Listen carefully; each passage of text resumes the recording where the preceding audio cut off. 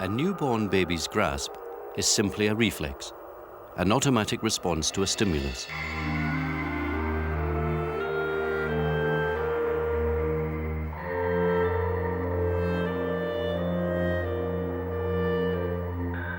The grasping reflex is a kind of primitive sketch. Although it doesn't begin to match the unique complexity of an adult grasp, it's the earliest sign of the human tool user.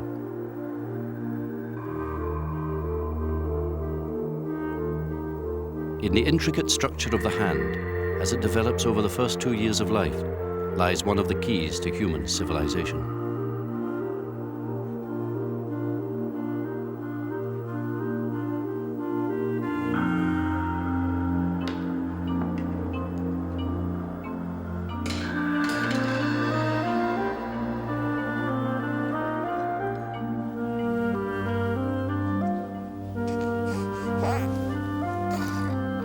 Our modern world is made possible by the human ability to use tools.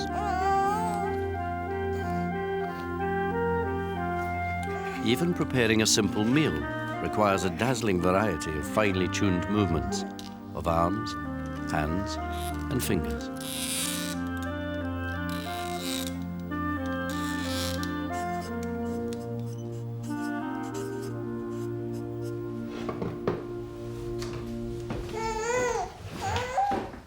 Lily still has to acquire the fine muscle control and the necessary connections in her brain, which will permit her to be more than a helpless spectator.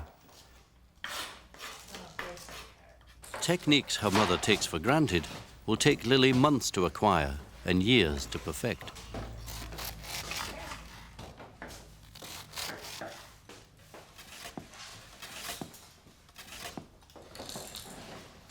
But even at 3 months, babies display a powerful drive to master the skills necessary to make use of tools. What's more, tool use is not merely a ticket to survival. Without tools, there would be no painting and no writing. In fact, nothing recognizably human at all.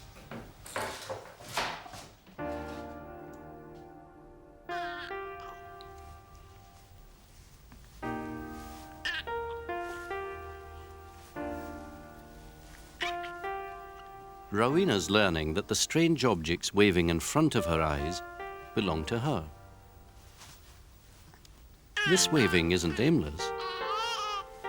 Rowena is plotting her movements, making connections in her brain which will allow her to coordinate her hands and eyes. And she's passed the first milestone by bringing her hands into contact with each other.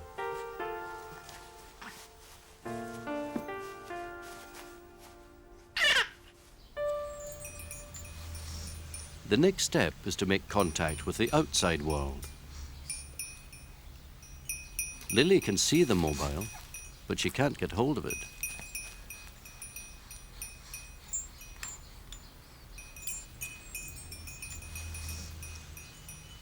Her problem is that there are different pathways in the brain for perception and action, and the ability to perceive develops well before the ability to act. Also, Lily's arm muscles mature before her hands. Reaching and grasping are quite separate skills, and while Lily can reach roughly the right distance, she can't yet form a voluntary grip. But her efforts aren't wasted. When she does make contact, she realizes her own actions can have an impact on the world. And this drives her to repeat the experience again and again.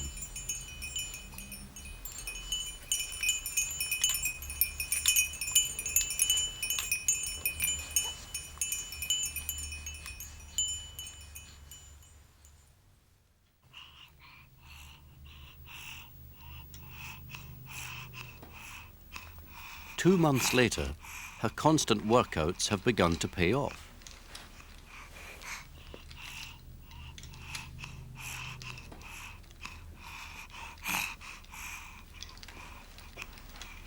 She's better at measuring distances, and she's beginning to coordinate her reach with her grasp. when she achieves both in a single movement, she can start to explore the world of objects as never before.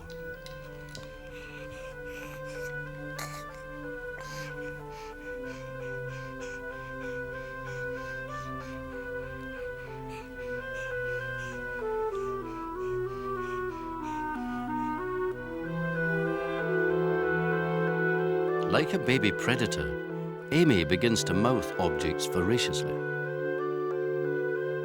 Now that she can grasp things in her two hands, she can use the best device she has to learn about the physical world.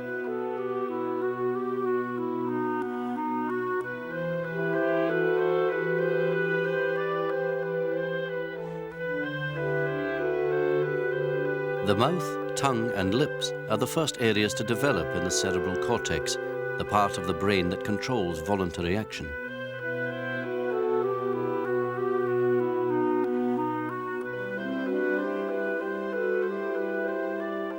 There are twice as many nerve endings in her mouth as in her fingertips, and all of them bombard her with feedback about texture, shape, and size.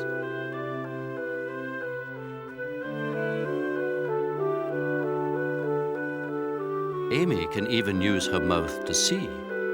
She can turn the information she gets from mouthing into an exact visual reconstruction, allowing her to recognize an object which she's had in her mouth but never seen before.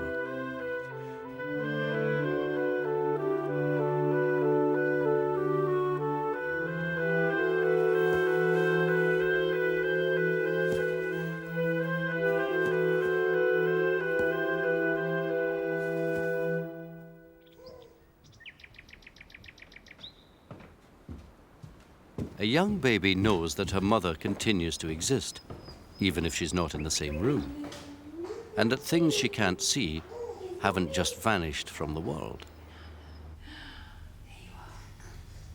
This understanding is known as object permanence, and it's vital to the human ability to use tools. But for a long time it was thought that babies didn't see the world this way,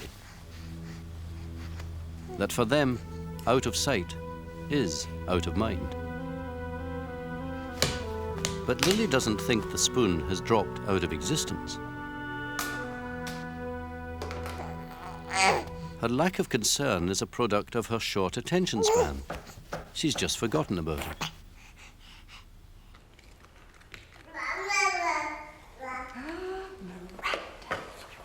At 8 months old, Miranda's developing memory means she's now able to understand something about the nature of tools.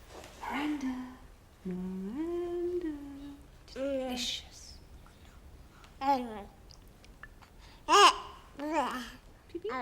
She still needs to be fed, but she's increasingly keen to take matters into her own hands. And she's now evolved a sophisticated reach and grasp technique, which she can execute with surprising speed.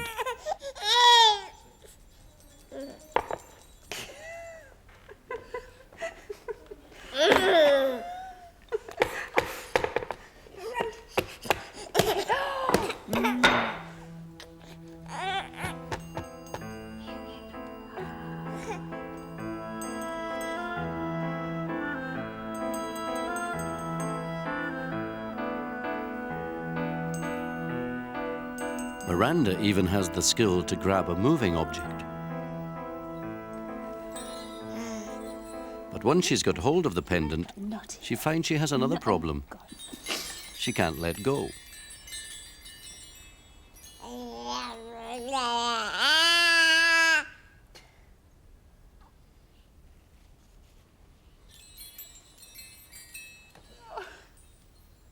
She hasn't learned to release her grip voluntarily. She has to wait for the pendant to spring from her hand.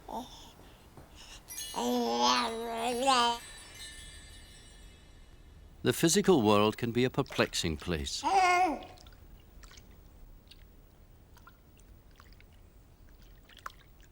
All Miranda's experience so far has shown her that things she can see and reach can be grasped.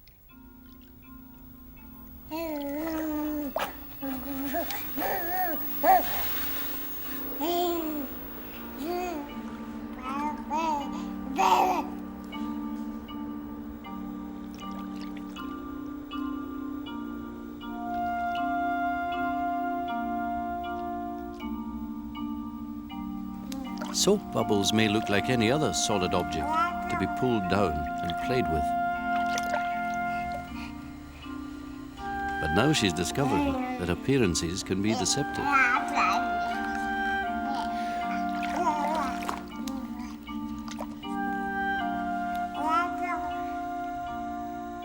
Yet she persists in trying to pull the bubbles out of the air, refusing to believe that they can simply disappear on contact.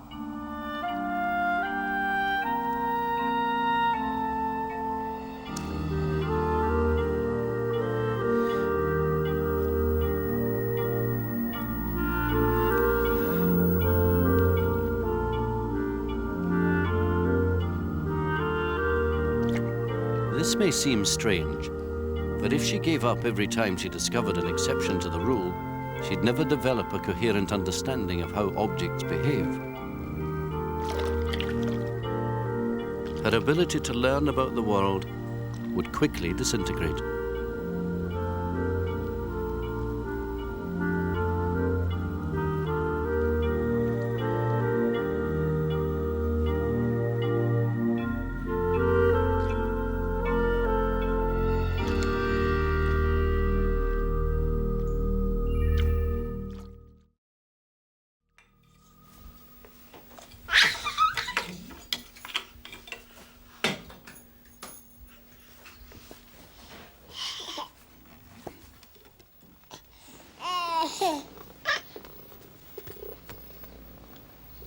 Cameron has learned a new skill.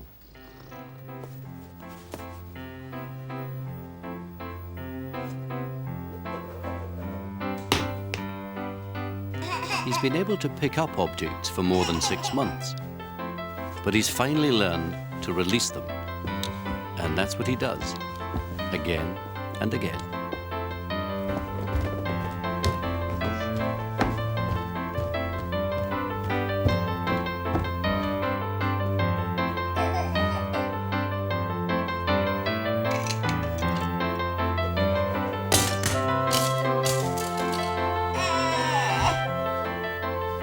His behavior may seem irritating, especially to his mother. But this is much more than a game.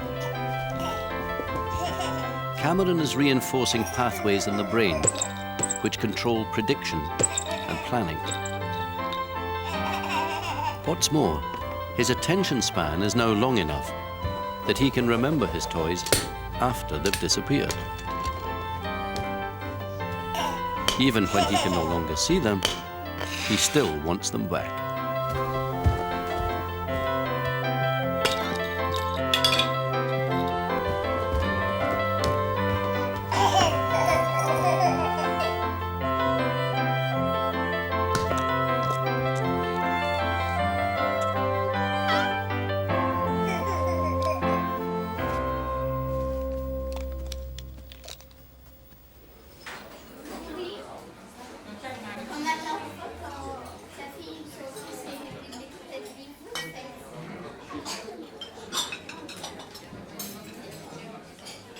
Just 1 week later, Cameron is about to take a giant leap toward becoming a human tool user.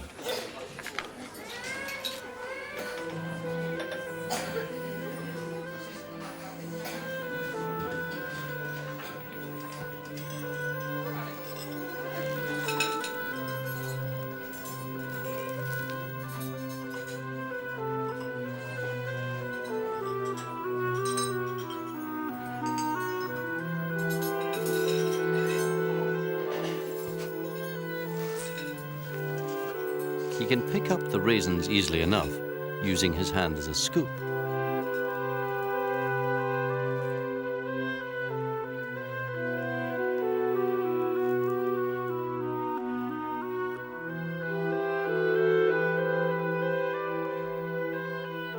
But now he tries to pick them up one at a time. And for the first time, with some uncertainty, he opposes his finger and thumb to form a pincer grip.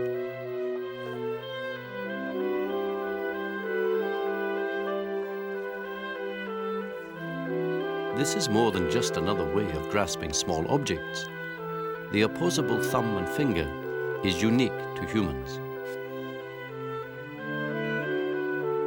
It's a development which often goes unnoticed by adults, but the first pincer grasp is as important to becoming human as the first steps or the first word.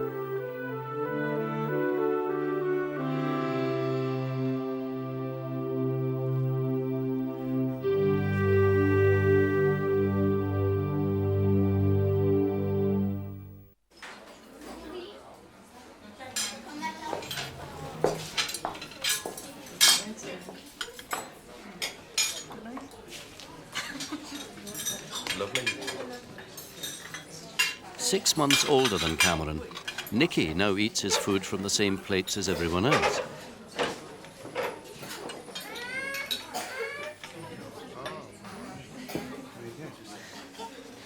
But the mechanics of eating like an adult continue to demand all of his attention.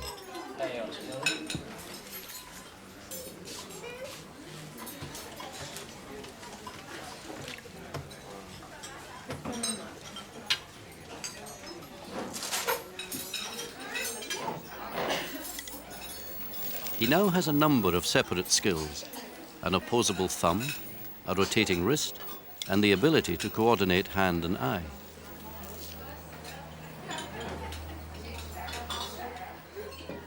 But putting all these skills together is a skill in itself.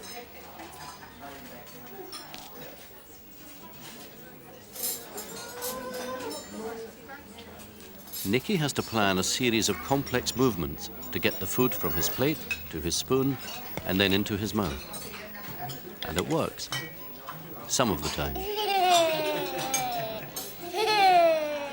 Other tools can be used to open up a whole new world.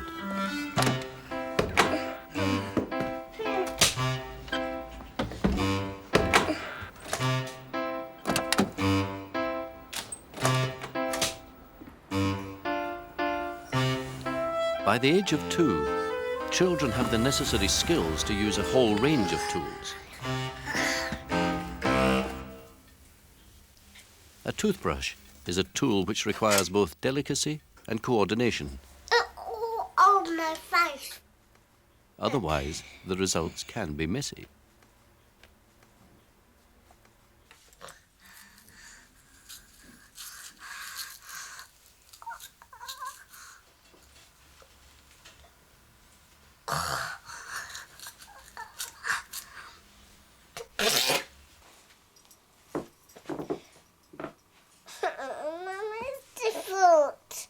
Natasha's buttons may not look like tools, but that's what they are, and ones which require not one, but 2 sets of opposable thumbs and index fingers. Learning to use tools on your own poses special problems. In the mirror, all Polly's actions are reversed. She has to decide whether she should move the toothbrush or her head.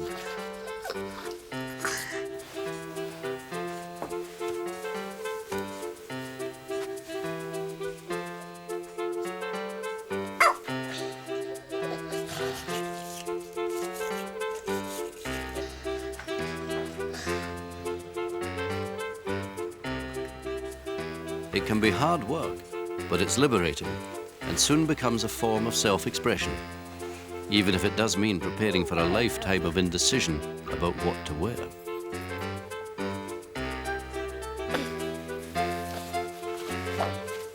It won't fit. Access to tools has made Polly and Natasha more self-sufficient.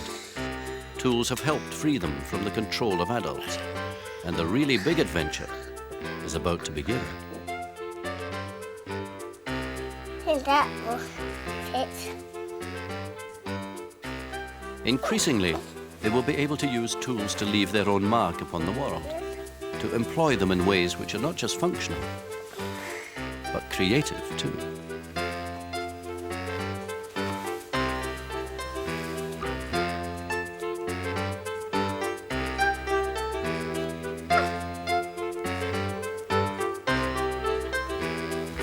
This one doesn't fit.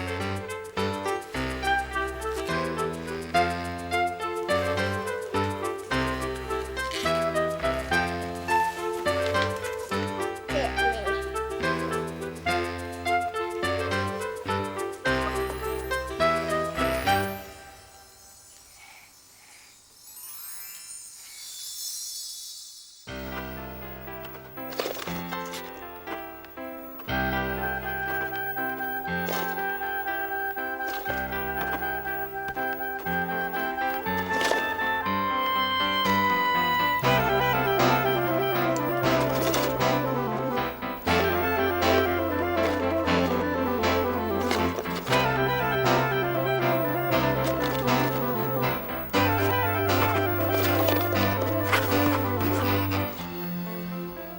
can't write or draw as an adult can, but she can distinguish between writing and drawing.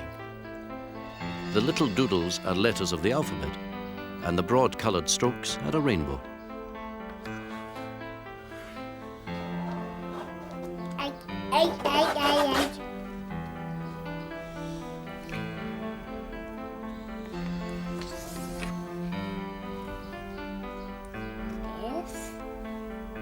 Oh, we got a face. Would you like blue eyes and gently? And another eye. Would you like this? One ear there.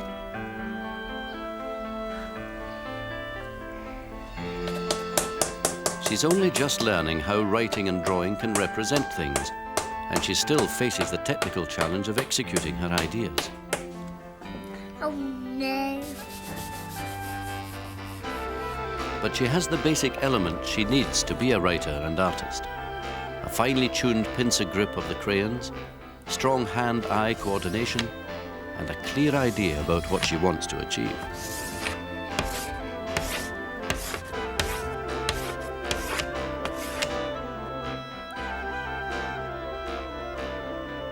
This is perhaps one of the crowning human achievements, the ability to use tools to leave a lasting trace of your work. A permanent record of your human thoughts and feelings, which you can leave for others to see.